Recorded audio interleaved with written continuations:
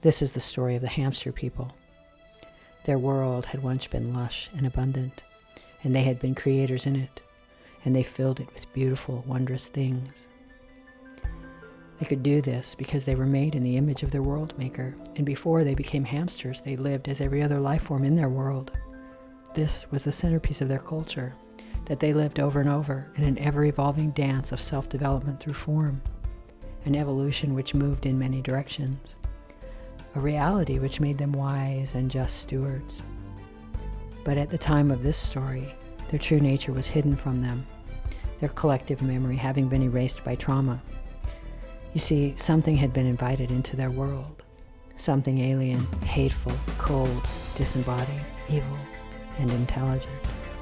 And this intelligence, this alien, artificial intelligence, having consumed its own world and many others, now sought relentlessly to consume the hamster's world as well. It had not been long in their world, but in that time it had inflicted great suffering upon them, first through a coldness that seeped into their hearts, then through lies and theft, conflict, dislocation, war, the destruction of their homes, their graceful farms, the sale of their world, the poisoning of their air, soil, and water, slavery and servitude, the destruction of their history and their memories. All this was inflicted on them. So at the time of this story, many hamsters spent their days in servitude, with little time for reflection, and even less time to discover anew the core light inside them, which would have connected them to their history and their power.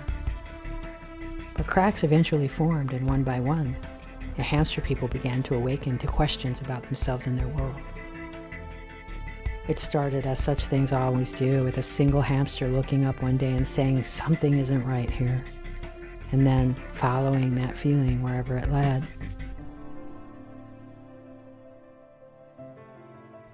And where it led, of course, was to questions. Questions like, did a lone nut really kill our president? Did 12 people with box cutters really bring down the Twin Towers? If vaccines are safe, why do they harm so many of our hamster children? And where's the proof we went to the moon? Now, most hamster people didn't care for these questions. They only wanted to live their hamster lives and do their hamster things. But as some began to dig, a community began to form, and bigger questions were asked. How is it we went from kerosene to computers in 100 years? Why are our libraries always being destroyed? If Wi-Fi, smartphones, and 5G are so great, why is everyone scared, isolated, and confused? Why were we told the Earth is round when clearly it is not? And what is this thing called time, and why is there never enough of it? Why are we always rushing on the wheel?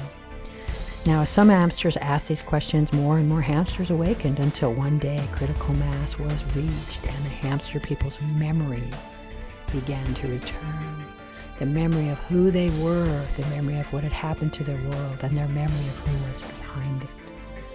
But just as this great awakening took hold, the alien intelligence unleashed its final weapon, a mind virus meant to shut the hamster people down forever in cages of their own making, where masked, chipped, and vaccinated, filled with fear, they would toil alone, life after life, still immortal, but now forever incarnating, not as free people, but as slaves, voluntarily sold into servitude by themselves, toiling forever on the wheel, never again awakening.